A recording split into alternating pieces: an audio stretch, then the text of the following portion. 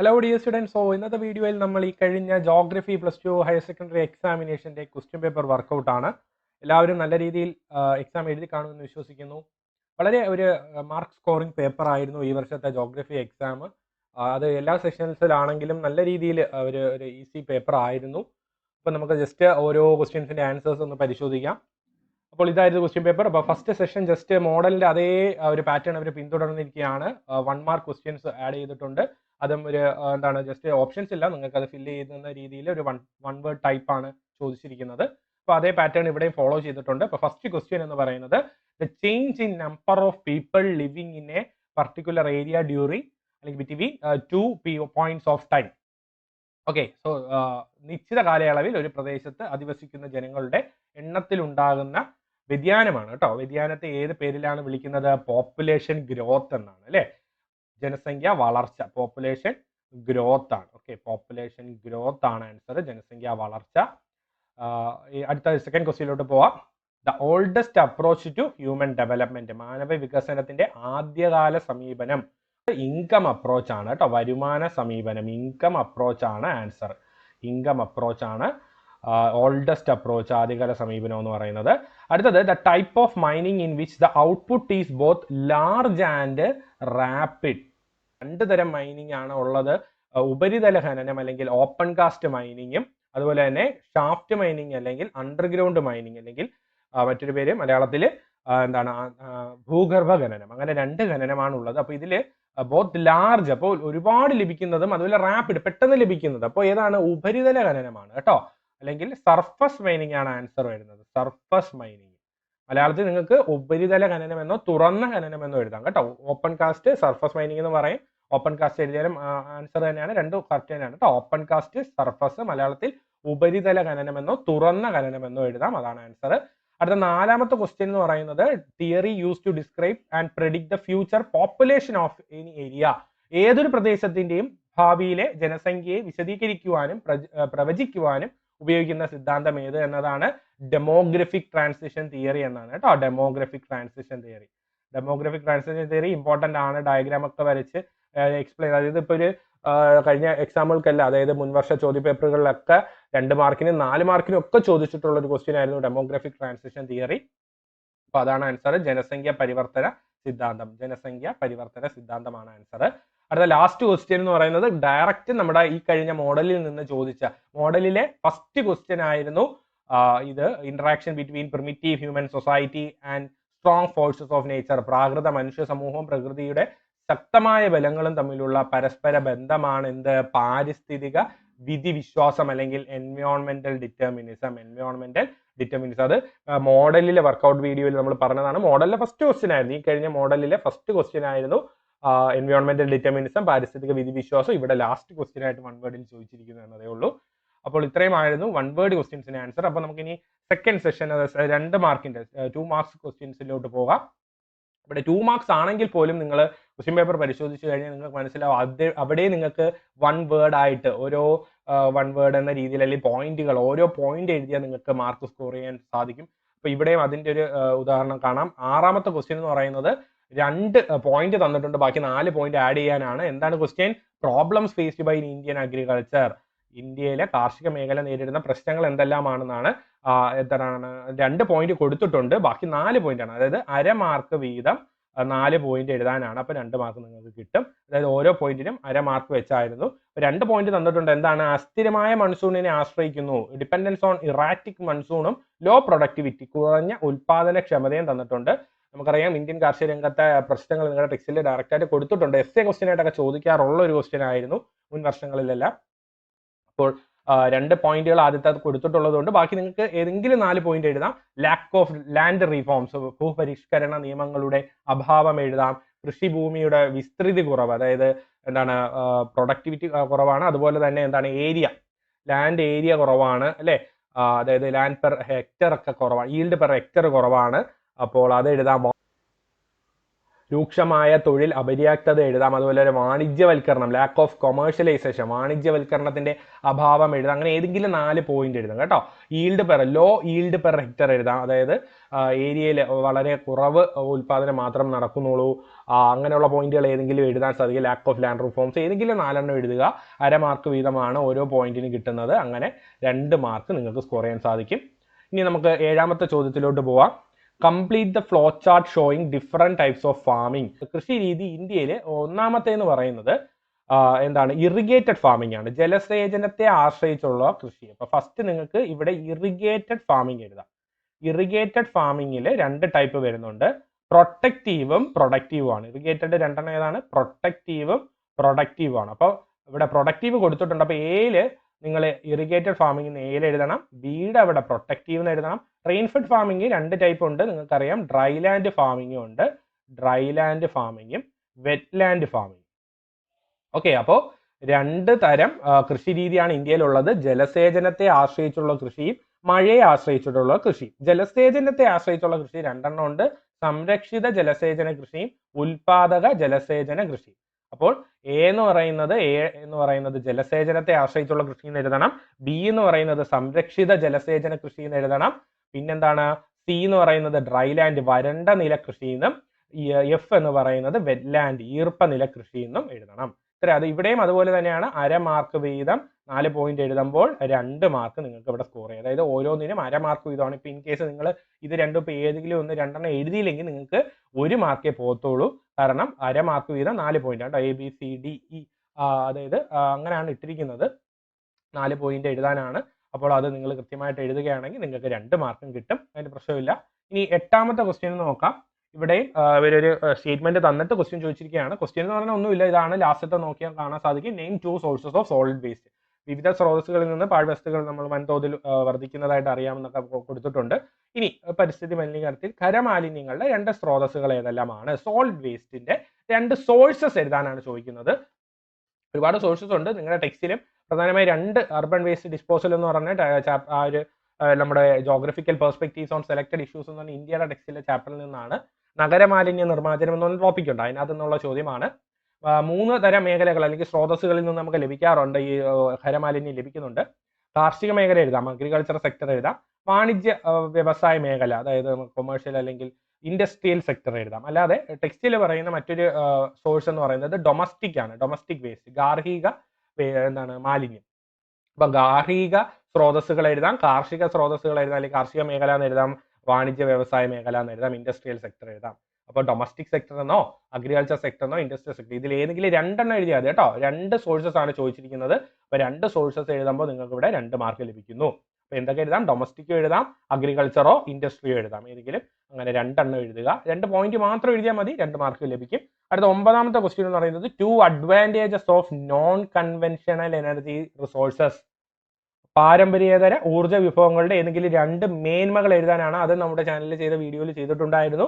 പാരമ്പര്യേതര ഊർജ്ജ സ്രോതസ്സുകൾക്ക് ഒരുപാട് പോയിന്റുകൾ എഴുതാം. അതായത് പുനഃസ്ഥാപന ശേഷിയുണ്ട് അല്ലെ, റീസൈക്കിൾ ചെയ്യാം, റീയൂസ് ചെയ്യാൻ പറ്റുന്നവയാണ്. അതായത് സോളാർ, വിൻഡ്, ബയോ ഇതെല്ലാമാണ് അതിൽ വരുന്നത്.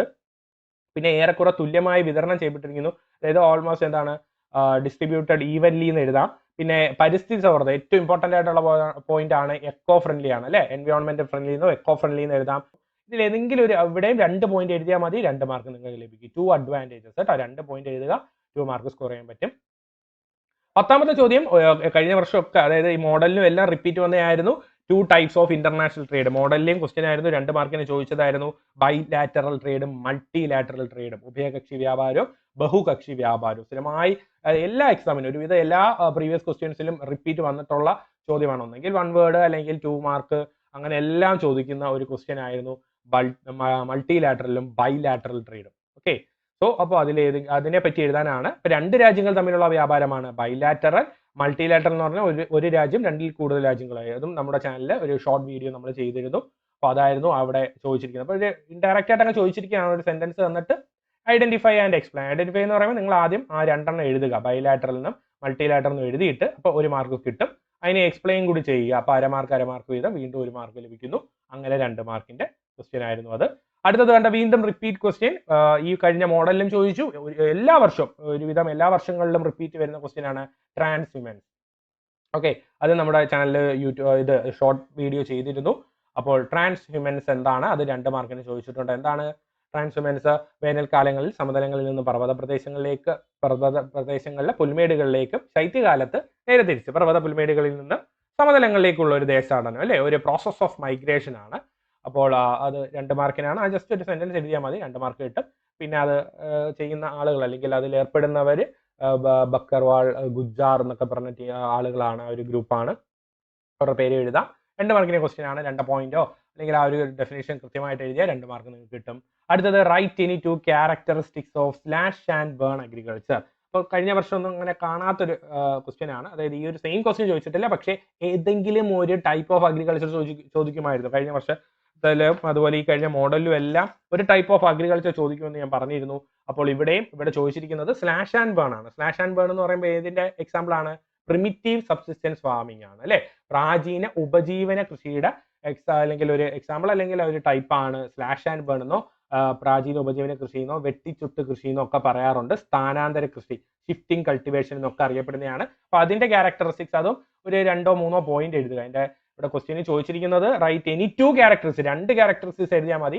വളരെ ഈസി ഒരു ക്വസ്റ്റ്യൻ ആയിരുന്നു അത്. 13ാമത്തെ ക്വസ്റ്റ്യൻ കണ്ട വീണ്ടും ഒരു 1 വേർഡ് ആയിട്ട് എഴുതാൻ സാധിക്കുന്ന ഒരു ക്വസ്റ്റ്യൻ ആണ്. 2 ക്വസ്റ്റ്യൻസ് കൊടുത്തിട്ടുണ്ട്. അപ്പോൾ ഫസ്റ്റിന് 1 മാർക്ക്, രണ്ടാമത്തേന് 2 മാർക്ക്, അങ്ങനെ അല്ല 1 മാർക്ക്, അങ്ങനെ 2 മാർക്കിന്റെ ക്വസ്റ്റ്യൻ. അപ്പൊ ആദ്യം എന്താണ്, വീണ്ടും ഇതാണ് റിപ്പീറ്റ് ക്വസ്റ്റ്യൻ ആണ്. ഈ കഴിഞ്ഞ മോഡലിനും എല്ലാം ചോദിച്ചതാണ്. Types of ports based on location, സ്ഥാനത്തിന്റെ അടിസ്ഥാനത്തിൽ 2 തരം തുറമുഖങ്ങൾ ഏതെല്ലാമാണ്? ഇൻലാൻഡ് പോർട്ടും ഔട്ട് പോർട്ടുമാണ് അല്ലെ. ഇൻലാൻഡ് പോർട്ടും ഔട്ട് പോർട്ടും അത് നമ്മുടെ ചാനലിൽ ഷോർട്ട് വീഡിയോ ചെയ്തിരുന്നു. ഇൻലാൻഡ് പോർട്ട് അല്ലെങ്കിൽ ഉൾനാടൻ തുറമുഖങ്ങളും അതുപോലെ തന്നെ പുറം തുറമുഖങ്ങൾ ഔട്ട് പോർട്ട്. എക്സാമ്പിൾ എഴുതാനാണ് 2ാമത്തെ ക്വസ്റ്റ്യൻ. ആദ്യത്തേൽ നിങ്ങൾക്ക് മാഞ്ചസ്റ്ററോ, ഈവൻ മാഞ്ചസ്റ്റർ വേണ്ട, ഇന്ത്യയിൽ തന്നെ ഉണ്ട്. കൊൽക്കത്ത പോർട്ട് ഒരു ഇൻലാൻഡ് പോർട്ടാണ്, ഉൾനാടൻ തുറമുഖമാണ്. ഇനി പുറം തുറമുഖം എഴുതുവാണെങ്കിൽ അതിന്റെ ഏതൻസ് എഴുതാം. ഗ്രീസിലെ ഏതൻസ് ഔട്ട് പോർട്ടിന്റെ എക്സാമ്പിൾ ആണ്. അപ്പോൾ ആ എക്സാമ്പിൾ കൂടി എഴുതുമ്പോൾ നിങ്ങൾക്ക് 1 മാർക്ക് കൂടി കിട്ടുന്നു. അങ്ങനെ 2 മാർക്കിന്റെ ക്വസ്റ്റ്യൻ ആയിരുന്നു, ഈസി ക്വസ്റ്റ്യൻ. അടുത്തത് 14ാമത്തെ ക്വസ്റ്റ്യൻ എന്ന് പറയുന്നത് list out any 4 factors influencing location of industries. വീണ്ടും റിപ്പീറ്റ്, വ്യവസായങ്ങളുടെ സ്ഥാനത്തെ നിർണ്ണയിക്കുന്ന 4 ഘടകങ്ങൾ എഴുതാനാണ്. അപ്പോൾ 1/2 മാർക്ക് വീതം, അങ്ങനെ 4 എഴുതുമ്പോൾ 2 മാർക്ക് നിങ്ങൾക്ക് ലഭിക്കുന്നു. ഇത് നമ്മുടെ ചാനലിൽ മുൻ വർഷ ചോദ്യങ്ങളിലെ 50 ഇമ്പോർട്ടന്റ് ക്വസ്റ്റ്യൻസ് നമ്മൾ ഇൻക്ലൂഡ് ചെയ്തതാണ്. റോ മെറ്റീരിയൽസ്, അസംസ്കൃത വസ്തുക്കൾ എഴുതാം. ഊർജം, പവർ. വിപണി, മാർക്കറ്റ്, ഗതാഗതം, ട്രാൻസ്പോർട്ട്, ഇപ്പൊ തന്നെ 4 പോയിന്റ് ആയി. ഇനി തൊഴിൽ ലഭ്യത, ലേബർ എഴുതാം. ചരിത്രപരമായ ഘടകങ്ങൾ, ഹിസ്റ്റോറിക്കൽ ഫാക്ടേഴ്സ് എഴുതാം. വ്യാവസായിക നയങ്ങൾ, ഗവൺമെന്റ് പോളിസീസ് എഴുതാം. അപ്പോൾ ഇതിൽ ഏതെങ്കിലും 4 പോയിന്റ് മാത്രം എഴുതിയാൽ നിങ്ങൾക്ക് 2 മാർക്ക് ലഭിക്കും. 1/2 മാർക്ക് വീതമാണ്. ഇപ്പൊ 2 പോയിന്റ് നിങ്ങൾ എഴുതിയിട്ടുള്ളതെങ്കിൽ നിങ്ങൾക്ക് 1 മാർക്ക് ലഭിക്കും. അങ്ങനെ 4 ഫാക്ടേഴ്സ്, ഏതെങ്കിലും ഈ പറഞ്ഞ 4 ഫാക്ടേഴ്സ് എഴുതുകയാണെങ്കിൽ നിങ്ങൾക്ക് 2 മാർക്ക് ലഭിക്കും. വളരെ ഈസി ക്വസ്റ്റ്യൻ ആയിരുന്നു, ഡയറക്റ്റ് ക്വസ്റ്റ്യൻ ആയിരുന്നു. അടുത്തത് 15ാമത്തത് വീണ്ടും കണ്ട് ഓരോ 1 വേർഡ് ആയിട്ട് നിങ്ങൾക്ക് 2 ക്വസ്റ്റ്യൻ എഴുതിയ 2 ആൻസേഴ്സ് എഴുതിയാൽ നിങ്ങൾക്ക് 2 മാർക്സ് ലഭിക്കുന്നതാണ്. അതും വളരെ ഈസി ക്വസ്റ്റ്യൻ. മിഡിൽ പാത്ത്, പാരിസ്ഥിതിക നിയതവാദവും സാധ്യതാവാദത്തിനും ഇടയിലുള്ളത് ഏതാണ്? നവവിധി വിശ്വാസം അല്ലെ, നിയോ ഡിറ്റർമിനിസം ആണ് എന്റെ ആൻസർ എന്ന് പറയുന്നത്. കൊണ്ടുവന്നത് ആരാണ്? Griffith Taylor. അതും നിങ്ങൾ കഴിഞ്ഞ സെക്കൻഡ് ടേമിനും അല്ലെങ്കിൽ ഫസ്റ്റ് ടേമിനും അതുപോലെ തന്നെ കഴിഞ്ഞ മുൻ വർഷ ചോദ്യങ്ങളിലും എല്ലാം റിപ്പീറ്റ് ചെയ്യുന്ന ഒരു ക്വസ്റ്റ്യൻ ആയിരുന്നു നിയോ ഡിറ്റർമിനിസം. ഇവിടെയും അത് ചോദിച്ചിരിക്കുന്നു. അപ്പോൾ ആൻസർ എന്ന് പറയുന്നത് നിയോ ഡിറ്റർമിനിസവും കൊണ്ടുവന്ന ആളാരാണ്? ഗ്രിഫിത്ത് ടെയ്ലറുമാണ്. അപ്പോൾ രണ്ടും ഓരോ വേർഡ് എഴുതുമ്പോൾ നിങ്ങൾക്ക് ഇവിടെ 2 മാർക്ക് കിട്ടുന്നു. ഓക്കെ, ഇനി അടുത്ത ക്വസ്റ്റ്യനിലോട്ട് പോവാം. 16ാമത്തത് 3 മാർക്കിന്റെ ക്വസ്റ്റ്യൻസ് ആണ് ഇനി ചർച്ച ചെയ്യുന്നത്. പക്ഷേ 3 മാർക്കിന്റെ ക്വസ്റ്റ്യൻസ് ആണെങ്കിൽ പോലും ഇവിടെ നിങ്ങൾക്ക് ഒരുപാട് എഴുതേണ്ടതായിട്ടുള്ള ആവശ്യം വരുന്നില്ല. കാരണം ഇവിടെയും വീണ്ടും ഓപ്ഷൻസ് അല്ലെങ്കിൽ ഈ പറഞ്ഞ കണക്ക് ബ്ലാങ്ക്സ് തന്നു, ഫിൽ ഇൻ ദ ബ്ലാങ്ക്സ് പോലെയുള്ള കുറെ ടൈപ്പ് ഉണ്ട്. അവിടെ ജസ്റ്റ് നിങ്ങൾ 1 വേർഡ് പോലെയൊക്കെ എഴുതിയാൽ തന്നെ നിങ്ങൾക്ക് ഇവിടെ മാർക്ക് സ്കോർ ചെയ്യാൻ പറ്റുന്ന വീണ്ടും ഒരു ഈസി സെക്ഷൻ ആയിരുന്നു 3rd ക്വസ്റ്റ്യൻ എന്ന് പറയുന്നത്. ഇവിടെ ആദ്യത്തെ ക്വസ്റ്റ്യൻ എന്ന് പറയുന്നത് Indian towns based on evolution. ഇതും സ്ഥിരമായി ചോദിക്കും അല്ലെ, പല രീതിയിൽ. ഇപ്പൊ 2 മാർക്കിനോ 3 മാർക്കിന് ചിലപ്പോൾ എഴുതാൻ ചോദിക്കുമായിരുന്നു. ഇവിടെ ജസ്റ്റ് നിങ്ങളെ വലുതായിട്ട് എഴുതേണ്ട ആവശ്യമില്ല. ജസ്റ്റ് നിങ്ങൾ ആ കോളംസ് ഒന്ന് ഫില്ല് ചെയ്ത് കൊടുത്താൽ മാത്രം മതി, ആ ബ്ലാങ്ക്സ് ഒന്ന് ഫില്ല് ചെയ്താൽ മതി. അപ്പൊ ഇവിടെ 3 ടൈപ്പ് ഉണ്ടെന്ന് അറിയാം അല്ലെ. ഏൻഷ്യൻ ടൗൺ, പുരാതന നഗരങ്ങൾ. അപ്പോൾ എയുടെ അവിടെ നിങ്ങൾ എന്ത് എഴുതണം? ഏൻഷ്യൻ ടൗൺസ് എന്ന് എഴുതണം കേട്ടോ, ഏഷ്യൻ ടൗൺസ് എന്ന് എഴുതണം. ബി എന്ന് പറഞ്ഞാൽ മിഡീവൽ ടൗൺസ് ആണ്, മധ്യകാല പട്ടണങ്ങളാണ്, മിഡീവൽ ടൗൺസ് എന്ന് എഴുതണം. സി അവിടെ തന്നിട്ടുണ്ട് മോഡേൺ ടൗൺസ്. അപ്പോൾ ഇത് രണ്ടും എഴുതുമ്പോൾ ഇവിടെയും 1/2 മാർക്ക് വീതമാണ്. 1/2 മാർക്കിന്റെ 6 എഴുതുമ്പോൾ 3 മാർക്ക് കിട്ടുന്നു. കാരണം ഇവിടെ 6 ബ്ലാങ്ക്സ് ആണുള്ളത്, എ ബി, പിന്നെന്താണ് ഇ ഉണ്ട്, എഫ്, ജി, ഐ, അങ്ങനെ 6 കോളംസ് ആണ്. അതായത് അര മാർക്ക് വീതമാണ്. നിങ്ങളിപ്പം ഇൻ കേസ് ഏതെങ്കിലും ഒരു കോളം തെറ്റിച്ചാൽ നിങ്ങൾക്ക് അര മാർക്കേ പോകുന്നുള്ളൂ. അപ്പോൾ ബാക്കി നിങ്ങൾ കൃത്യമായിട്ട് എഴുതുന്നതിനെല്ലാം അര മാർക്ക് വെച്ച് കിട്ടുന്നു. അങ്ങനെ 6 എണ്ണം കൃത്യമായി എഴുതി കഴിഞ്ഞാൽ 3 മാർക്ക് നിങ്ങൾക്ക് ഇവിടെ സ്കോർ ചെയ്യാൻ പറ്റുന്നു. 2000 അതിലധികമോ വർഷം പഴക്കമുള്ളവയാണ്. അതിന്റെ എക്സാമ്പിൾ എഴുതാനാണ് ജി ചോദിച്ചിരിക്കുന്നത്. ജി നിങ്ങൾക്ക് എന്ത് എഴുതാം? നമ്മൾ മാപ്പ് വർക്കിനൊക്കെ ചോദിച്ചിട്ടുള്ള ഒരു ക്വസ്റ്റ്യൻ ആയിരുന്നു. വാരണാസി, പ്രയാഗ്, മധുരൈ, പാടലിപുത്ര, അങ്ങനെ ഏതെങ്കിലും ഒരു 2 എണ്ണം അല്ലെങ്കിൽ ഒന്നിന്റെ പേര് എഴുതിയാലും മതി കേട്ടോ. ഇവിടെ കാരണം എക്സാമ്പിൾ ഇവിടെ സെക്കൻഡ് ക്വസ്റ്റ്യൻ ഹൈദരാബാദ് മാത്രമേ കൊടുത്തിട്ടുള്ളൂ. അപ്പോൾ നിങ്ങൾക്ക് ഇവിടെ ഏത് എഴുതാം? ഏതെങ്കിലും ഒരു ഏൻഷ്യൻ ടൗണിന്റെ പേര് എഴുതുക. വാരണാസിന്നോ, വാരണാസിയിലെ ബനാറസ് കേട്ടോ, ഏതെങ്കിലും ഒന്ന് എഴുതുക. വാരണാസിന്നോ അല്ലെങ്കിൽ പാട്ന, പാടലിപുത്രന്നോ ഏതെങ്കിലും ഒന്ന് എഴുതുക. ഇനി മിഡീവൽ ടൗൺസിന്റെ പ്രത്യേകത എന്താണ്? മധ്യകാല പട്ടണങ്ങൾ എന്താണ്? Developed as head quarters of principalities and kingdoms. ഇന്ത്യയിൽ 100-ലധികം പട്ടണങ്ങളുണ്ട്. ആ പോയിന്റ് എഴുതിയില്ലെങ്കിലും എന്താണ് ഈ രാജാക്കന്മാരുടെ കാലഘട്ടത്തിൽ അവരുടെ തലസ്ഥാനവും അവരുടെ പ്രധാന കേന്ദ്രമായി നിന്നിരുന്ന ഭരണകേന്ദ്രങ്ങളായി നിന്നിരുന്ന പട്ടണങ്ങളാണ്. ആ ഒരു പോയിന്റ് എഴുതാം. ഇനി ഇവിടെ നിങ്ങൾക്ക് എക്സാമ്പിൾ എഴുതുവാണെങ്കിൽ ഡൽഹി എഴുതാം, ഹൈദരാബാദ്, ജയ്പൂർ, ലക്നൗ, ഏതെങ്കിലും ഒന്ന് എഴുതാം. അപ്പം അതിവിടെ ഓൾറെഡി ഹൈദരാബാദ് കൊടുത്തിട്ടുണ്ട്, അതുകൊണ്ട് അവിടെ എക്സാമ്പിൾ എഴുതേണ്ട ആവശ്യമില്ല. ഇനി നിങ്ങൾ എഫും ഐ എന്ന് പറയുന്നത് മോഡേൺ ടൗൺസിന്റെ പ്രത്യേകതയാണ്. മോഡേൺ ടൗൺസ് ആരുടെ കാലഘട്ടത്തിലാണ്? യൂറോപ്യൻസിന്റെ വരവോടുകൂടി അല്ലെങ്കിൽ ബ്രിട്ടീഷ് കാര്യം ഇന്ത്യയിൽ വന്നപ്പോൾ ഉള്ളതാണ്. അപ്പോൾ ആ ഒരു പോയിന്റ് എഴുതാം. British and other Europeans have developed, ആ പോയിന്റ് എഴുതാം നിങ്ങൾക്ക്. പിന്നെ എഴുതേണ്ടത് ഒരേ ഒരു സ്ഥലം, ഏതെങ്കിലും ഒരു സ്ഥലം, മോഡേൺ ടൗണിന്റെ പേര് എഴുതുക. മുംബൈ, കൊൽക്കത്ത, ചെന്നൈ, അങ്ങനെ ഏതെങ്കിലും ഒരു സ്ഥലം അവിടെ ഐന്റെ അവിടെ എഴുതുക. അപ്പോൾ അങ്ങനെ ഓരോ പോയിന്റ് എഴുതുകയും ഒരു സ്ഥലത്തിന്റെ പേര് എഴുതുമ്പോൾ തന്നെ നിങ്ങൾക്ക് ഹാഫ് മാർക്ക് അവിടെ കിട്ടുന്നു. 17 വീണ്ടും കണ്ടോ, ഓരോ മാർക്കിന്റെ 3 ക്വസ്റ്റ്യൻസ് ആയിരുന്നു. എന്താണ് ക്രൂഡ് ബർത്ത് റേറ്റ്? എന്താണ് ജനന നിരക്ക് എന്നതാണ്. അവിടെ നിങ്ങൾക്ക് ഫോർമുല ഉണ്ട്. ഫോർമുല ഇല്ലെങ്കിൽ പോലും number of death per 1000 persons in an year എന്ന് എഴുതാൻ സാധിക്കും. അല്ലെങ്കിൽ ഫോർമുല എഴുതിയാലും മതി, അവിടെ ഒരു മാർക്ക് കിട്ടുന്നു. പിന്നെ പ്ലേസ് ഓഫ് ഒറിജിൻ എന്ന് പറയുന്നത് മൈഗ്രേഷൻ, കുടിയേറ്റവുമായി ബന്ധപ്പെട്ട ഒരു ക്വസ്റ്റ്യൻ ആയിരുന്നു. പ്ലേസ് ഓഫ് ഒറിജിൻ അല്ലെങ്കിൽ ഉത്ഭവസ്ഥാനം എന്ന് പറയും കേട്ടോ. ഉത്ഭവസ്ഥാനം എന്താണ്? ഉത്ഭവസ്ഥാനം ഒരാൾ ഒരു സ്ഥലത്ത് നിന്ന് കുടിയേറ്റ പ്രക്രിയയിൽ ഏർപ്പെടുമ്പോൾ അയാൾ എവിടെ നിന്നാണോ വന്നത് ആ സ്ഥലമാണ് ഉത്ഭവസ്ഥലം അല്ലെങ്കിൽ പ്ലേസ് ഓഫ് ഒറിജിൻ കേട്ടോ. When people move from one place to another, the place they move from is called place of origin. അതാണ് അവിടുത്തെ ആൻസർ. അപ്പോൾ ഒരു മാർക്ക്, ഇൻ കേസ് നിങ്ങൾ പ്ലേസ് ഓഫ് ഒറിജിൻ എഴുതിയില്ലെങ്കിൽ നിങ്ങൾക്ക് ഒരു മാർക്കേ പോകുന്നുള്ളൂ. കാരണം ഇത് ഒരു മാർക്കിന് 3 ക്വസ്റ്റ്യൻസ് ആണ്. അങ്ങനെ ടോട്ടൽ 3 മാർക്ക് ലഭിക്കുന്നു. മൂന്നാമത്തെ വളരെ ഈസി ആയിട്ടുള്ള ക്വസ്റ്റ്യൻ ആയിരുന്നു. എന്താണ് ജനസാന്ദ്രത? പോപ്പുലേഷൻ ഡെൻസിറ്റി എന്നതായിരുന്നു. ജനങ്ങളുടെ എണ്ണവും ഭൂപ്രദേശത്തിന്റെ വലിപ്പവും തമ്മിലുള്ള അനുപാതമാണ് ജനസാന്ദ്രത, ഡെൻസിറ്റി ഓഫ് പോപ്പുലേഷൻ. അപ്പോൾ അത്രയും 3 പോയിന്റുകൾ എഴുതുമ്പോൾ അല്ലെങ്കിൽ ആ 3ന്റെയും ആൻസർ ഒരു ഒറ്റ സെന്റൻസ് എഴുതിയാൽ മതി. നിങ്ങൾക്ക് അവിടെ ഓരോ മാർക്ക് വീതം അങ്ങനെ ലഭിക്കുന്നു. അങ്ങനെ 3 മാർക്ക് ലഭിക്കുന്നു. ഓരോ മാർക്കിന്റെ 3 ക്വസ്റ്റ്യൻ, അങ്ങനെ 3 മാർക്ക് ലഭിക്കുന്നു. അടുത്തത് വീണ്ടും വേണ്ട ഫില്ല് ചെയ്യുക. ജസ്റ്റ് 3 മാർക്കിന്റെ ക്വസ്റ്റ്യൻ ആണെങ്കിൽ പോലും ഇവിടെ നിങ്ങൾക്ക് ഓരോ മാർക്കിന്റെ 3 ആണ്. അതായത് ബി ഫില്ല് ചെയ്യുമ്പോൾ 1 മാർക്ക് ലഭിക്കുന്നു, സി ഫില്ല് ചെയ്യുമ്പോൾ 1 മാർക്ക് ലഭിക്കുന്നു, ഡി ഫില്ല് ചെയ്യുമ്പോഴും 1 മാർക്ക് ലഭിക്കുന്നു. അങ്ങനെ 3 മാർക്ക്. ഇവിടെ ചോദിച്ചിരിക്കുന്നത് എന്താണ്? ടാർഗറ്റ് ഏരിയ പ്ലാനിങ്ങും ടാർഗറ്റ് ഗ്രൂപ്പ് പ്ലാനിങ്ങും ആണ്. അപ്പോൾ ഇത് നമ്മൾ ഈ ഒരു ചാപ്റ്ററിന്റെ മാത്രം നമ്മുടെ ചാനലിൽ ഒരു വീഡിയോ ചെയ്തിരുന്നു. ഉദ്ദിഷ്ട പ്രദേശാസൂത്രണവും ഉദ്ദിഷ്ട സമൂഹ പദ്ധതികളും. ഉദ്ദിഷ്ട പ്രദേശാസൂത്രണം അതിൽ ഒരെണ്ണം തന്നിട്ടുണ്ട്, ഹിൽ ഏരിയ എന്തോ തന്നിട്ടുണ്ട്, ഡ്രൗട്ട് പ്രോൺ തന്നിട്ടുണ്ട്. അപ്പൊ നിങ്ങൾക്ക് ഹിൽ ഏരിയയോ അല്ലെങ്കിൽ ഫ്ലഡ് പ്രോൺ ഏരിയ, അങ്ങനെ ഏതെങ്കിലും ഒരു ഏരിയ, ഡെസേർട്ട് ഏരിയ, അങ്ങനെ ഏതെങ്കിലും ഒരു ഏരിയ ഡെവലപ്മെന്റ് പ്രോഗ്രാം എഴുതാം. ഇനി അടുത്ത ഏതാണ്? ഉദ്ദിഷ്ട സമൂഹ പദ്ധതി. അതും 2 എണ്ണം ഉണ്ട്. ചെറുകിട കർഷക വികസന പദ്ധതി, സ്മോൾ ഫാമേഴ്സ് ഡെവലപ്മെന്റ് ഏജൻസിന്നോ അല്ലെങ്കിൽ നാമമാത്ര കർഷക വികസന ഏജൻസി, അതായത് മാർജിനൽ ഫാമേഴ്സ് ഡെവലപ്മെന്റ് ഏജൻസി. ഇവിടെ നിങ്ങൾക്ക് എന്തെഴുതാം? ഇവിടെ desert prone area development programme എന്നോ അല്ലെങ്കിൽ ഫ്ലഡ് പ്രോൺ എന്നോ ട്രൈബൽ എന്നോ ഏതെങ്കിലും ഒന്ന് എഴുതാം. ഇവിടെ ടാർഗറ്റ് ഗ്രൂപ്പ് എഴുതുവാണെങ്കിൽ നിങ്ങൾക്ക് ഇവിടെ എഴുതാം? Small farmers development agency, small farmers എന്നാണ് കേട്ടോ. അതുപോലെ അടുത്തത് മാർജിനൽ ഫാമേഴ്സ്. ഓക്കെ, അപ്പൊ ഏതൊക്കെയാണ്? സ്മോൾ ഫാമേഴ്സ്, ചെറുകിട കർഷക വികസന ഏജൻസി, നാമമാത്ര കർഷക വികസന ഏജൻസി. ഇത് എഴുതുമ്പോൾ നിങ്ങൾക്ക് ഓരോ മാർക്ക് വീതം ലഭിക്കുന്നു. 3 മാർക്ക് ടോട്ടൽ ലഭിക്കുന്നു. അടുത്തത് 19ാമത്തെ ക്വസ്റ്റ്യൻ വീണ്ടും റിപ്പീറ്റ് ക്വസ്റ്റ്യൻ ആണ്. 4 പില്ലേഴ്സ്, 4 തൂണുകൾ, മാനവ വികസനത്തിന്റെ 4 തൂണുകളാണ്. അതിനെ ഏതെങ്കിലും ഒന്നിനെ എക്സ്പ്ലെയിൻ ചെയ്യാൻ. അതായത് നിങ്ങൾ 4 എണ്ണം എഴുതുമ്പോൾ, നിങ്ങളിവിടെ 4 പോയിന്റ് എഴുതുമ്പോൾ നിങ്ങൾക്ക് എത്ര മാർക്ക് ലഭിക്കുന്നു? 2 മാർക്ക് ലഭിക്കുന്നു. 2 മാർക്ക് 4 പോയിന്റ് എഴുതുമ്പോൾ ലഭിക്കുന്നു. പിന്നെ 1 മാർക്ക് അതിനെ എക്സ്പ്ലെയിൻ ചെയ്യുമ്പോൾ ലഭിക്കുന്നു. അങ്ങനെ മൊത്തം 3 മാർക്കാണ്. ഇൻ കേസ് നിങ്ങൾ 4 എണ്ണം മാത്രമേ എഴുതിയിട്ടുള്ളെങ്കിൽ നിങ്ങൾക്ക് 2 മാർക്ക് കിട്ടുന്നു. ഒരെണ്ണത്തെ എക്സ്പ്ലെയിൻ ചെയ്താൽ 1 മാർക്ക് കൂടി ലഭിക്കുന്നു. അപ്പോൾ ഏതെല്ലാമാണ് 4 എണ്ണം? ഇക്വിറ്റി, സമത്വം, സസ്റ്റൈനബിലിറ്റി, സുസ്ഥിരത, പ്രൊഡക്ടിവിറ്റി, ഉൽപാദനക്ഷമത, അതുപോലെ തന്നെ ശാക്തീകരണം, എംപവർമെന്റ്. അപ്പൊ ഇത് ഇത്രയും എഴുതുമ്പോൾ തന്നെ നിങ്ങൾക്ക് 2 മാർക്ക് കിട്ടുന്നു. ഏതെങ്കിലും ഒന്ന് ഇക്വാലിറ്റിയോ ഇക്വിറ്റിയോ അല്ലെങ്കിൽ പ്രൊഡക്ടിവിറ്റി എംപവർമെന്റ് ഏതെങ്കിലും ഒന്ന് നിങ്ങൾ എക്സ്പ്ലെയിൻ ചെയ്യുമ്പോൾ നിങ്ങൾക്ക് 1 മാർക്ക് കൂടി ലഭിക്കുന്നു. അങ്ങനെയാണ് 3 മാർക്ക്. അടുത്ത 20ാമത്തെ ക്വസ്റ്റ്യനും റിപ്പീറ്റ് ആണ്. കഴിഞ്ഞ മോഡലിൽ 18ാമത്തെ ചോദ്യമായിട്ടൊന്ന് ചോദിച്ചതായിരുന്നു. റൂറൽ ആൻഡ് അർബൻ സെറ്റിൽമെന്റ്സ് അതിനെ എക്സ്പ്ലെയിൻ ചെയ്യാൻ, അതിന്റെ വ്യത്യാസം എഴുതാൻ. അത് നമ്മൾ ഇമ്പോർട്ടൻറ്റ് ക്വസ്റ്റ്യൻസിൽ ഉൾപ്പെടുത്തി നമ്മുടെ ചാനലിൽ ചെയ്തതായിരുന്നു. Difference between rural and urban settlements ഏതെങ്കിലും ഒരു 3 പോയിന്റ് എഴുതിയാൽ മതി കേട്ടോ. റൂറലിന്റെ 3 പോയിന്റും അർബന്റെ 3 പോയിന്റും. അപ്പോൾ തന്നെ നിങ്ങൾക്ക് അവിടെ 3 മാർക്ക് ലഭിക്കുന്നു. 6 പോയിന്റ് എഴുതുമ്പോൾ 3 മാർക്ക് ലഭിക്കുന്നു. അതായത് 20ാമത്തെ ചോദ്യം, അതും ഡയറക്റ്റ് ക്വസ്റ്റ്യൻ, റിപ്പീറ്റ് ക്വസ്റ്റ്യൻ ആയിരുന്നു. മോഡലിൽ നിന്ന് ഡയറക്റ്റ് റിപ്പീറ്റ് വന്നൊരു ക്വസ്റ്റ്യൻ ആയിരുന്നു.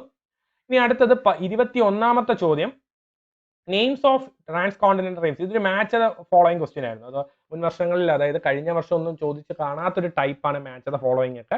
പക്ഷേ ഈ കഴിഞ്ഞ സെക്കൻഡ് ടേം എക്സാമിന്, ക്രിസ്മസ് എക്സാമിന് 23-ലെ ക്രിസ്മസ് എക്സാമിന് ഈ ട്രാൻസ് കോണ്ടിനെന്റൽ റെയിൽവേസിന്റെ സ്ഥലങ്ങൾ എഴുതാൻ ചോദിച്ചിരുന്നു. അപ്പോൾ ഇവിടെ അതിനെ വ്യത്യസ്തമായി എല്ലാം തന്നിട്ടുണ്ട്, നിങ്ങൾ ജസ്റ്റ് അതിനെ മാച്ച് ചെയ്താൽ മതി. അതും വളരെ ഈസി ആയിട്ടുള്ള ഒരു ക്വസ്റ്റ്യൻ. അതായത് കോണ്ടിനെന്റൽ റെയിൽവേസ് ആണ്. അപ്പോൾ സ്ഥലങ്ങളുടെ പേര് നിങ്ങൾക്ക് അറിയാമെങ്കിൽ തന്നെ കൃത്യമായി നിങ്ങൾക്ക് അത് മാർക്ക് ചെയ്യാൻ സാധിക്കും.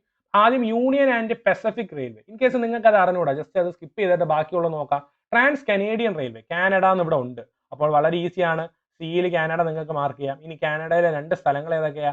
ഹാലിഫാക്സും വാൻകൂവറും. അപ്പോൾ ഇതിനെ നിങ്ങൾക്ക് ഇങ്ങോട്ട് മാച്ച് ഇങ്ങനെ വരച്ച് കാണിക്കേണ്ട, നിങ്ങൾ ജസ്റ്റ് എഴുതിയാൽ മതി. ഹൈഫൺ ഇട്ടിട്ട് പേപ്പറിലോട്ട് എഴുതേണ്ട ആവശ്യമേ വരുന്നുള്ളൂ.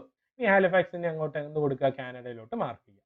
ഇങ്ങനെ ഇതിപ്പോൾ ഇത് വരച്ച് കാണിക്കുന്നതേ ഉള്ളൂ. നിങ്ങൾ ആൻസർ ഷീറ്റിൽ എഴുതണമായിരുന്നു. ഇല്ലെങ്കിൽ ഇങ്ങനെ ഒരു ബോക്സ് വരച്ചിട്ട് വരച്ച് കാണിച്ചാലും മതി. ഇനി സൈബീരിയ ഏതാണ്? റഷ്യയാണ് അല്ലേ? അപ്പോൾ അവിടുത്തെ സ്ഥലങ്ങൾ ഏതാ? സെന്റ് പീറ്റേഴ്സ്ബർഗും വ്ളാഡിവോസ്റ്റോക്കും. അങ്ങോട്ട് കൊടുക്കുക. ഇനി റഷ്യയിലോട്ട് മാർക്ക് ചെയ്യുക. അപ്പോൾ എയും ബിയും സിയും മാച്ച് ചെയ്യണം, അല്ലെങ്കിൽ അതിനെ നിങ്ങൾ കൃത്യമായി ഒരേ റോയിൽ എഴുതി കാണിക്കണം. അടുത്തത് ഇനി ബാലൻസ് ഉള്ള ഏതേ ഉള്ളൂ? യൂണിയൻ ആൻഡ് പസഫിക് റെയിൽവേ, അത് അമേരിക്കയിലെയാണ്. അപ്പോൾ USA ആണ്. ന്യൂയോർക്ക്, സാൻ ഫ്രാൻസിസ്കോ USA സ്ഥലങ്ങളാണ്. അത് അങ്ങോട്ട് മാർക്ക് ചെയ്യുക. ഇതായിരുന്നു ആൻസർ. വളരെ ഈസി ആയിട്ടുള്ള ഒരു മാച്ച് ദ ഫോളോയിങ് ആണ്. ഇവിടെ നിങ്ങൾക്ക് എത്ര മാർക്ക് സ്കോർ ചെയ്യാൻ പറ്റും? 3 മാർക്ക് ലഭിക്കുന്നു.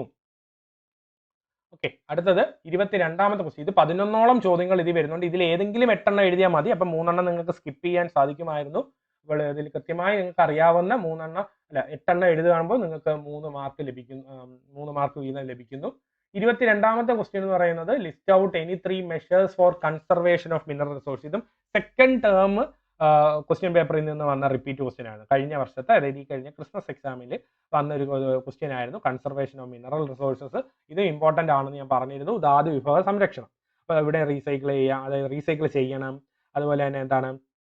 യൂസ് ഓഫ് സ്ക്രാപ്പ് മെറ്റൽ, അതായത് അവശിഷ്ട ലോഹങ്ങളെ പുനരുപയോഗിക്കുക. പിന്നെ അഡാപ്റ്റിംഗ് എഫക്റ്റീവ് മൈനിങ് അല്ലേ? അതായത് കൃത്യമായുള്ള എന്താണ് ഖനന പ്രക്രിയകൾ കൊണ്ടുപോവുക. തന്ത്രപ്രധാനവുമായ ദുർബലവുമായ ധാതുക്കളെ കയറ്റുമതി കുറയ്ക്കുക. അതായത് export of minerals to the foreign exchange should be minimised. അങ്ങനെയൊക്കെയുള്ള ഏതെങ്കിലും ഒരു 3 പോയിന്റ് എഴുതുക. ഓക്കെ, ഇത് ലിസ്റ്റ് 3 മെഷേഴ്സ് അല്ലേ? അപ്പം 3 പോയിന്റ് എഴുതുക, 3 മാർക്ക് ലഭിക്കുന്നു. ഓക്കെ, അടുത്തത് 23ാമത്തത് hunting and gathering. Hunting and ഗ്യാതറിങ്ങിന്റെ, അതായത് നമ്മൾ നേരത്തെ സ്ലാഷ് ആൻഡ് ബേൺ എഴുതിയില്ലേ? അതായത് വെട്ടിച്ചുട്ട് കൃഷി അല്ലെങ്കിൽ സ്ഥാനാന്തര കൃഷിയുടെ പോയിന്റ് എഴുതിയ പോലെ ഇവിടെ ഹണ്ടിങ് ആൻഡ് ഗ്യാതറിങ്, വേട്ടയാടലും ശേഖരണവും, അത് ഏതെങ്കിലും ഒരു 3 പോയിന്റ് എഴുതിയാൽ മതി. നിങ്ങൾക്ക് അവിടെ 3 മാർക്ക് ലഭിക്കുന്നു. അടുത്തത് ഒരു മാപ്പ് തന്നിട്ടുള്ളൊരു ക്വസ്റ്റ്യൻ ആയിരുന്നു. മാപ്പ് കാണുമ്പോഴേ മനസ്സിലാക്കണം. മെഡിറ്ററേനിയൻ എന്ന് കൊടുത്തിട്ടുണ്ട്. അപ്പം മെഡിറ്ററേനിയൻ കടലിനെയും മറ്റൊരു കടലിന്റെ പേര് ഇവിടെ കൊടുത്തിട്ടില്ല. പക്ഷേ മെഡിറ്ററേനിയൻ കടലും റെഡ് സീയുമായി ബന്ധിപ്പിക്കുന്നത് ഏതാണ്? സൂയിസ് കനാലാണ്. അപ്പോൾ ആൻസർ ഇവിടെ ഫസ്റ്റ് ക്വസ്റ്റ്യൻ എന്ന് പറയുന്നത് ഐഡന്റിഫൈ ആണ്. ഏത് കനാലാണെന്ന് ഐഡന്റിഫൈ ചെയ്യുക. അപ്പോൾ ആൻസർ സൂയിസ് കനാൽ. അവിടെ 1 മാർക്ക് ലഭിക്കുന്നു. പിന്നെന്ത് ചെയ്യുക? അതിൻ്റെ ഫീച്ചേഴ്സ് എഴുതുകയാണ്. അപ്പോൾ അതിൻ്റെ ഒരു 2 ഫീച്ചേഴ്സ് എഴുതുമ്പോൾ നിങ്ങൾക്ക് 2 മാർക്ക് ലഭിക്കുന്നു. അങ്ങനെ 3 മാർക്ക് ലഭിക്കും. ഐഡന്റിഫൈ ചെയ്യുമ്പോൾ 1 മാർക്ക് ലഭിക്കുന്നു. സൂയിസ് കനാലിന് മാത്രം എഴുതിയാൽ നിങ്ങൾക്ക് 1 മാർക്ക് ലഭിക്കുന്നു. സൂയിസ് കനാലിലെ 2 പോയിന്റ് എഴുതുക. മെഡിറ്ററേനിയൻ കടലിനെ ചെങ്കടലിനെ തമ്മിൽ ബന്ധിപ്പിക്കുന്നു. ഇതും ടെക്സ്റ്റിൽ കറക്റ്റ് ഈ മാപ്പ് കൊടുത്തിട്ടുണ്ട്. അപ്പോൾ നിങ്ങൾക്ക് ആ ഒരു മാപ്പിൽ നിന്ന് മെഡിറ്ററേനിയൻ കടലിനെ ബന്ധിപ്പിക്കുമെന്ന് എഴുതാൻ സാധിക്കും. വർഷം ഉണ്ട് 1869. ഈവൻ ആ വർഷം ഓർമ്മ വന്നില്ല, അല്ലെങ്കിൽ ആ വർഷം നിങ്ങൾ തെറ്റിച്ച എഴുതിയെങ്കിലും കുഴപ്പമില്ല. 3ാമത് വേറൊരു പോയിന്റ് എഴുതിയിട്ടുണ്ടെങ്കിൽ അത് നിങ്ങൾക്ക് വാല്യൂ ചെയ്യപ്പെടും. അതായത് വളരെ തിരക്കേറിയ, അതുപോലെ തന്നെ യൂറോപ്പിനെ ഏഷ്യയും തമ്മിൽ ബന്ധിപ്പിക്കുന്ന വളരെ പ്രധാനപ്പെട്ട ഒരു കനാലാണെന്നൊക്കെ എഴുതാം. അപ്പോൾ അങ്ങനെ ഏതെങ്കിലും ഒരു 2 പോയിന്റ് കൂടി എഴുതുക. അപ്പോൾ 3 മാർക്ക് ഈസിയായി സ്കോർ ചെയ്യാം. 25ാമത്തെ ചോദ്യവും ഇമ്പോർട്ടൻറ്റ് ക്വസ്റ്റ്യൻ ആണെന്ന് നമ്മൾ ചെയ്തതാണ്, ചാനലിൽ ചെയ്ത വീഡിയോ ആയിരുന്നു. റെയിൻ വാട്ടർ ഹാർവെസ്റ്റിങ്ങിൻ്റെ പോയിന്റ്സ് എഴുതാനാണ്, മെത്തേഡ്സ് എഴുതാനാണ്. അപ്പോൾ മെത്തേഡ്സ് ഏതൊക്കെ എഴുതാം? വാട്ടർ ഷെഡ് മാനേജ്മെന്റ് എഴുതാം, ത്രൂ ലേക്സ് എഴുതാം, അതുപോലെ തന്നെ ടാങ്ക എന്നൊക്കെ പറഞ്ഞ് രാജസ്ഥാനിൽ ഉപയോഗിക്കുന്നുണ്ട്. പിന്നെ റീചാർജ് വെല്ല്, സർവീസ് ലേക്സ്, അങ്ങനെ ഏതെങ്കിലും ഒരു 3 മാർഗങ്ങൾ എഴുതുക. Suggest any 3 methods. അപ്പോൾ ഏതൊക്കെ എഴുതാം? ടാങ്ക, സ്കുഡ്സ് എന്നൊക്കെ പറഞ്ഞ് രാജസ്ഥാനിൽ ഉപയോഗിക്കുന്നുണ്ട്, അല്ലെങ്കിൽ സർവീസ് ലേക്സ് എന്നോ, അല്ലെങ്കിൽ മറ്റ് എന്താണ് ആർട്ടിഫിഷ്യൽ ആയിട്ടുള്ള ലേക്കുകളോ അല്ലെ വാട്ടർ ഷെഡ് മാനേജ്മെൻറ്റിലൂടെയെല്ലാം റെയിൻ വാട്ടർ ഹാർവസ്റ്റിംഗ് ചെയ്യാം. അപ്പോൾ ഏതെങ്കിലും ഒരു 3 മെത്തേഡിൻ്റെ പേരെഴുതുക. ഇനി അടുത്തത് 26ാമത്തെ ക്വസ്റ്റ്യൻ, ട്രാൻസ്പോർട്ട് ഡിസ്റ്റൻസ് എങ്ങനെ മെഷർ ചെയ്യാമെന്നാണ്. ഗതാഗത ദൂരം 3 രീതിയിൽ കണക്കാക്കാം. ഏതെല്ലാമാണ് ആ 3 രീതികൾ എന്നതാണ്. 3 ways of transport distance measuring എങ്ങനെയാണെന്നാണ്. 3 മെത്തേഡ് ഏതൊക്കെയാണ്? ഗതാഗത ദൂരം അളക്കാൻ കിലോമീറ്റർ ദൂരം, കിലോമീറ്റർ ഡിസ്റ്റൻസ്, സമയദൂരം, ടൈം ഡിസ്റ്റൻസ്, ചിലവ് ദൂരം, കോസ്റ്റ് ഡിസ്റ്റൻസ്. ഓക്കെ, അപ്പോൾ പാതയുടെ യഥാർത്ഥ ദൂരമാണ് കിലോമീറ്റർ ഡിസ്റ്റൻസ്, നിശ്ചിത പാതയിലൂടെ സഞ്ചരിക്കാൻ എടുക്കുന്ന സമയമാണ് ടൈം ഡിസ്റ്റൻസ്, ഒരു നിശ്ചിത പാതയിൽ സഞ്ചരിക്കുന്നതിന് ആവശ്യമായ ചെലവാണ് കോസ്റ്റ് ഡിസ്റ്റൻസ്. അപ്പോൾ ഇതിൽ 3 പോയിന്റ് എഴുതിയാൽ നിങ്ങൾക്ക് 3 മാർക്ക് ലഭിക്കുന്നു. അടുത്തത് 4 മാർക്കിന്റെ ക്വസ്റ്റ്യൻസ് ആണ്. ഇവിടെ നിങ്ങൾക്ക് കാണാൻ സാധിക്കുക 29ാമത്തെ ക്വസ്റ്റ്യനൊക്കെ പോയിന്റ് മാത്രം എഴുതിയാൽ നിങ്ങൾക്ക് സ്കോർ ചെയ്യാൻ പറ്റും. അതായത് ഒരു എസ്എ ടൈപ്പ് ക്വസ്റ്റ്യൻസ് ആണെങ്കിൽ പോലും ഇവിടെ നിങ്ങൾക്ക് ഈസി സ്കോറിംഗ് ആയിട്ടുള്ള ഒരു ക്വസ്റ്റ്യൻസ് കാണാൻ സാധിക്കും. ഫസ്റ്റ് ക്വസ്റ്റ്യൻ വീണ്ടും റിപ്പീറ്റ്, മോഡലിലും മുൻ വർഷങ്ങളിലും എല്ലാം റിപ്പീറ്റ് വന്ന ക്വസ്റ്റ്യൻ ആണ്. ജോഗ്രഫിക്കൽ ഫാക്ടേഴ്സ് എഴുതാൻ, ഡിസ്ട്രിബ്യൂഷൻ ഓഫ് പോപ്പുലേഷൻ, ജനസംഖ്യാ വിതരണത്തിന്റെ ഭൂമിശാസ്ത്ര ഘടകങ്ങളെ പറ്റി എഴുതാനാണ്. അപ്പോൾ ഇതും മോഡലിലൊക്കെ, ഈ കഴിഞ്ഞ മോഡലിലൊക്കെ ചോദിച്ചതാണ്. ജോഗ്രഫിക്കൽ ഫാക്ടേഴ്സ് ഉണ്ട്, എക്കണോമിക്കൽ ഫാക്ടേഴ്സ് ഉണ്ട്, സോഷ്യോ കൾച്ചർ. അപ്പോൾ ജോഗ്രഫിക്കൽ ഫാക്ടേഴ്സ് എഴുതാനാണ്. അപ്പോൾ അവൈലബിലിറ്റി ഓഫ് വാട്ടർ, ജലലഭ്യത, ലാൻഡ് ഫോംസ് ഭൂപ്രകൃതി, ക്ലൈമറ്റ് കാലാവസ്ഥ, സോയിൽ മണ്ണ്. അപ്പോൾ ഇതിൽ ഏതെങ്കിലും ഒന്ന്, അവൈലബിലിറ്റി ഓഫ് വാട്ടറോ ലാൻഡോ സോയിലോ ഏതെങ്കിലും ഒന്ന് നിങ്ങൾ എക്സ്പ്ലെയിൻ ചെയ്യുക. 28ാമത്തെ question, advantages of water transport. Second term question പേപ്പറിൽ റിപ്പീറ്റ് വന്ന അതിലുള്ള ചോദ്യമാണ് ഇവിടെ റിപ്പീറ്റ് വന്നിരിക്കുന്നു. ജലഗതാഗതത്തിന്റെ ഗുണങ്ങൾ എഴുതാനാണ് ചീപ്പസ്റ്റ് മീൻസ്. പക്ഷേ ഇവിടെ ഒരു പ്രശ്നം എന്ന് വെച്ചാൽ ഇത് 4 മാർക്കിന്റെ ക്വസ്റ്റ്യൻ ആണ്. അപ്പോൾ നിങ്ങൾക്ക് ഇപ്പോൾ 2 മാർക്കിനൊക്കെ ആണെങ്കിൽ നിങ്ങൾ ജസ്റ്റ് 4 പോയിന്റ് എഴുതിയാൽ മതി. ഇവിടെ നിങ്ങൾക്ക് 4 പോയിന്റ് എഴുതിയിട്ട് ജസ്റ്റ് ഒരു വരി അതിനെ ഒന്ന് എക്സ്പ്ലെയിൻ ചെയ്യുക. 4 പോയിന്റ്സ് ഇവിടെ എഴുതാൻ സാധിക്കും നിങ്ങൾക്ക്. എന്താണ് ചീപ്പസ്റ്റ് ആണ്, അതുപോലെ എക്കോ ഫ്രണ്ട്ലി ആണ്, അല്ലെ എൻവയോൺമെന്റ് ഫ്രണ്ട്ലി ആണ്, ഫ്യൂവൽ എഫിഷ്യന്റ് ആണ്, പിന്നെ important for both transport of passengers and cargo. ഇപ്പോൾ ഇവിടെ 4 പോയിന്റുകളുണ്ട്. കണ്ടോ, ഇതൊരു പോയിന്റ് ആണ്, ചീപ്പസ്റ്റ് മീൻസ് ആണ്. പിന്നെ ഹെവി ആൻഡ് ബൾക്കി മെറ്റീരിയൽസ് അടുത്ത പോയിന്റ് ആയിട്ട് എഴുതാം. എക്കോ ഫ്രണ്ട്ലി ഒരു പോയിന്റ് എഴുതാം. ഫ്യൂവൽ എഫിഷ്യന്റ് ആണ്. അങ്ങനെ ഒരു 4-5 പോയിന്റുകൾ ഇവിടെ നിങ്ങൾക്കുണ്ട്. അപ്പോൾ ഈ ജസ്റ്റ് ഈ പോയിന്റ് എഴുതിയിട്ട് ഒരു വരി എഴുതുക, അതിനെപ്പറ്റി ഒന്ന് എക്സ്പ്ലെയിൻ ചെയ്യുക. അപ്പോൾ നിങ്ങൾക്ക് 4 മാർക്ക് ലഭിക്കും. 29ാമത്തതും കഴിഞ്ഞ മോഡലിനും എല്ലാം വന്നതാണ്. Phases of population growth in India. ഇന്ത്യയിലെ എന്താണ് ജനസംഖ്യ ഘട്ടങ്ങൾ, 4 ഘട്ടങ്ങൾ എഴുതാനാണ്. വളർച്ചയുടെ 4 ഘട്ടങ്ങൾ എഴുതാനായിരുന്നു. ഇവിടെ പക്ഷെ നിങ്ങൾ എക്സ്പ്ലെയിൻ ചെയ്യേണ്ട ആവശ്യമില്ല. ജസ്റ്റ് ആ കോളംസ് ഒന്ന് ഫില്ല് ചെയ്താൽ മതി. ഇത് നമ്മുടെ ചാനലിൽ ഒരു ഷോർട്ട് വീഡിയോ ചെയ്തിരുന്നു, 4 ഫേസസ്. അപ്പോൾ ആദ്യം എഴുതേണ്ടത് വർഷമാണ്, എ എന്ന് പറയുന്നിടത്ത്. അപ്പം ഇവിടെ ഫേസ് 2ന്റെ അവിടെ എ ബ്ലാങ്ക് ആണ്. അപ്പോൾ ഇവിടെ നിങ്ങൾ എഴുതേണ്ടത് വർഷമായിരുന്നു. ഏതാണ് ഘട്ടം 2ന്റെ വർഷം എന്ന് പറയുന്നത് 21 മുതൽ 51 വരെയാണ്. ഓക്കെ, 1921 to 51 ആണ്. ഇവിടെ period of study population growth എന്ന് എഴുതിയിട്ടുണ്ട്. അപ്പോൾ ബിയുടെ ഇവിടെ ഫേസ് 1 എന്താണ്? ഫേസ് 1 എന്ന് പറയുന്നത് ജനസംഖ്യയുടെ നിശ്ചല വളർച്ചാ ഘട്ടമായിരുന്നു, അല്ലെ, സ്റ്റാഗ്നന്റ് ഗ്രോത്ത് ആയിരുന്നു. അപ്പോൾ അവിടെ അങ്ങനെ എഴുതുക. പിന്നെ 3ാമത്തെ പോയിന്റ് നിങ്ങൾ എഴുതേണ്ടത് എന്താണ്? അവിടുത്തെ ക്യാരക്ടറിസ്റ്റിക്സ്, ഏതെങ്കിലും ഒരു സവിശേഷത എഴുതുക. അപ്പോൾ നിങ്ങൾ വൃത്തിക്ക് ഇത് 4 ഘട്ടങ്ങൾ പഠിച്ചിട്ടുണ്ടെങ്കിൽ ആ ഒരു പോയിന്റുകൾ, ആ ഒരു ബ്ലാങ്ക്സ് ജസ്റ്റ് നിങ്ങൾ ഫില്ല് ചെയ്യേണ്ട ആവശ്യമേ വരുന്നുള്ളൂ. അപ്പോൾ എ ആയിട്ട് അല്ലെങ്കിൽ ആദ്യം എല്ലായിടും എഴുതേണ്ടത് എന്താണ്? വർഷമാണ് എഴുതേണ്ടത്. അപ്പോൾ അടുത്ത ഘട്ടം എന്ന് പറയുന്നത് 51 മുതൽ 81 വരെ, ലാസ്റ്റ് 81 മുതൽ പ്രസന്റ് ആണ്. ടിൽ പ്രസന്റ് എന്നോ 2011 വരെ എഴുതാം. ഇവിടെ 1981 മുതൽ 2011 വരെ എന്നോ ടിൽ പ്രസന്റ് എന്നോ എഴുതാം. ഇവിടെ 1951 മുതൽ 81 വരെ. പിന്നെ എഴുതേണ്ടത് ജസ്റ്റ് ഇവിടെ ഫേസ് 3 ഒക്കെ പോപ്പുലേഷൻ എക്സ്പ്ലോഷൻ ആണ്, വിസ്ഫോടന കാലഘട്ടമാണ്, ജനസംഖ്യാ വിസ്ഫോടനം, അങ്ങനെ എഴുതാം. അപ്പോൾ ആ രീതിയിൽ നിങ്ങൾ ജസ്റ്റ് ഫില്ല് ചെയ്യേണ്ട ആവശ്യമേ ഇവിടെ വരുന്നുള്ളൂ. ഒരു വലിയ ആൻസർ ആയിട്ട് എഴുതേണ്ടി വരുന്നില്ല എന്നതാണ് ഈ ഒരു ചോദ്യത്തിന്റെ പ്രത്യേകത. അടുത്ത 30ാമത്തെ ക്വസ്റ്റ്യൻ എന്ന് പറയുന്നത് വീണ്ടും റിപ്പീറ്റ് ക്വസ്റ്റ്യൻ ആണ്. Types of industries based on raw materials, അതായത് ഇൻപുട്ട്, റോ മെറ്റീരിയൽസ് എന്നോ ഇൻപുട്ട് എന്നോ പറയുന്നുണ്ട്. അതായത് അസംസ്കൃത വസ്തുക്കളുടെ അടിസ്ഥാനത്തിൽ വർഗീകരണം, വ്യവസായങ്ങളുടെ വർഗീകരണം. ഏതൊക്കെ എഴുതാം? ആഗ്രോ ബേസ്ഡ് ഇൻഡസ്ട്രീസ് എഴുതാം. ജസ്റ്റ് ഓരോ പോയിന്റോ അതിന്റെ എക്സാമ്പിൾ കൂടി എഴുതിയാൽ മതി. കെമിക്കൽ ഇൻഡസ്ട്രീസ് എഴുതാം, മിനറൽ ബേസ്ഡ് ഇൻഡസ്ട്രീസ് എഴുതാം, ഫോറസ്റ്റ് ബേസ്ഡ് ഇൻഡസ്ട്രീസ് എഴുതാം, ആനിമൽ ബേസ്ഡ് ഇൻഡസ്ട്രീസ് എഴുതാം. ഇതിൽ ഏതെങ്കിലും ഒരു 4 എണ്ണം എഴുതുക. 4 എണ്ണത്തിലെ ഓരോ വരിയോ അതിന്റെ എക്സാമ്പിളുകളോട് ചേർത്ത് എഴുതുക. അപ്പോൾ നിങ്ങൾക്ക് 4 മാർക്ക് കിട്ടും.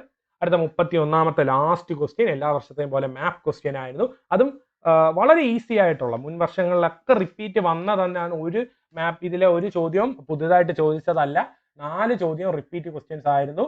ഫസ്റ്റ് ക്വസ്റ്റ്യൻ എന്ന് പറയുന്നത് 2011 സെൻസസ് പ്രകാരം ഹയസ്റ്റ് പോപ്പുലേഷൻ ഡെൻസിറ്റി സ്റ്റേറ്റ് ഏതാണെന്നാണ് ചോദിക്കുന്നത്. ആൻസർ ഏതാണ്? ഞാൻ മാർക്ക് ചെയ്യുന്നുണ്ട്, ബീഹാർ ആണ് ആൻസർ. ഓക്കെ, ബീഹാർ ഇതാണ്. ഉത്തർപ്രദേശിനും വെസ്റ്റ് ബംഗാളിനും ഇടയിലുള്ള ബീഹാർ ആയിരുന്നു എയുടെ ആൻസർ. ബി എന്താണ്? ലീഡിംഗ് മാഗ്നീസ് പ്രൊഡ്യൂസർ ആണ്, ഒഡീഷയാണ്. ഓക്കെ, ഇതാണ് ഒഡീഷ. അപ്പൊ ആൻസർ ഒഡീഷ ആയിരുന്നു, ബിയുടെ ആൻസർ ഒഡീഷ.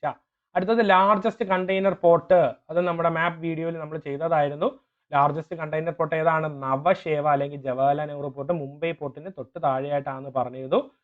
അപ്പോൾ സി നവശേവ പോർട്ട് എന്നോ ജവഹർലാൽ നെഹ്റു പോർട്ട് ട്രസ്റ്റ് എന്നോ എഴുതാം, JNPT എന്ന് എഴുതാം, അല്ലെങ്കിൽ നവശേവ എന്ന് എഴുതാം കേട്ടോ. നവശേവയും കറക്റ്റ് ആണ്, നവശേവ പോർട്ട് ഏതെങ്കിലും ഒരു പേര് എഴുതുക. അതാണ് largest container port. Largest port Mumbai പോർട്ടായിരുന്നു, പക്ഷെ ഇവിടെ കണ്ടെയ്നർ പോർട്ട് ചോദിച്ചിട്ടുണ്ട്. റിപ്പീറ്റ് ക്വസ്റ്റ്യൻ ആയിരുന്നു. JNPT ജവഹർലാൽ നെഹ്റു പോർട്ട് എന്ന് എഴുതാം, അല്ലെങ്കിൽ നവശേവ എന്ന് എഴുതാം. Last question land locked harbour, ഒരു ഡൗട്ടും വേണ്ട, ആന്ധ്രാപ്രദേശിൽ വിശാഖപട്ടണം, ഇവിടെ ആയിട്ട് ഈ ഒരു ഭാഗത്തായിട്ട് വരും, വിശാഖപട്ടണമാണ് ഡിയുടെ ആൻസർ വരുന്നത്. വിസാഖ് എന്നോ വിശാഖപട്ടണം എന്ന് എഴുതാം. വിസാഖ് അല്ലെങ്കിൽ വിശാഖപട്ടണമായിരുന്നു ആൻസർ. ഓക്കെ, വിശാഖപട്ടണം. സോ ഇത്രയുമായിരുന്നു മാപ്പ് ക്വസ്റ്റ്യൻസ്. വളരെ സിമ്പിൾ ആയിട്ടുള്ള ഡയറക്റ്റ് ക്വസ്റ്റ്യൻസ് തന്നെയായിരുന്നു മാപ്പ് ക്വസ്റ്റ്യൻ ചോദിച്ചത്. അപ്പോൾ വളരെ ഈസി ആയിട്ടുള്ള അല്ലേ, മുൻ വർഷങ്ങളിലൊക്കെ അപേക്ഷിച്ച് നിങ്ങൾക്ക് തന്നെ അറിയാം, ഒരു വളരെ കൺഫ്യൂഷൻ ആയിട്ടുള്ള ഒരു ക്വസ്റ്റ്യൻസ് ഒന്നും അങ്ങനെ എനിക്ക് തോന്നിയിട്ടില്ല. പൊതുവേ ഈസി ആയിട്ടുള്ള ഒരു ക്വസ്റ്റ്യൻ പേപ്പർ ആയിട്ടാണ് എനിക്ക് തോന്നിയത്. അപ്പോൾ ഒരുപാട് റിപ്പീറ്റ് ക്വസ്റ്റ്യൻസ്, ഏകദേശം ഒരു മോർ ദാൻ 50% റിപ്പീറ്റ് ക്വസ്റ്റ്യൻസ് ഉണ്ട്. 50 അല്ല, മോർ ദാൻ 70% റിപ്പീറ്റ് ക്വസ്റ്റ്യൻസ് ഉള്ള ഒരു വളരെ ഈസി സ്കോറിംഗ് പേപ്പർ ആയിരുന്നു ഈ വർഷത്തെ ജോഗ്രഫി പേപ്പർ. എല്ലാവരും നല്ല രീതിയിൽ എഴുതി കാണുമെന്ന് വിശ്വസിക്കുന്നു. യാതൊരു ടെൻഷനും വേണ്ട, എല്ലാവർക്കും നല്ല മാർക്ക് ലഭിക്കും. ഓക്കെ, അപ്പോൾ മറ്റു പരീക്ഷകളും എല്ലാം വൃത്തിയായി എഴുതുക, നല്ലതായിട്ട് എഴുതുക. എല്ലാവർക്കും ആശംസകൾ. Okay, thank you.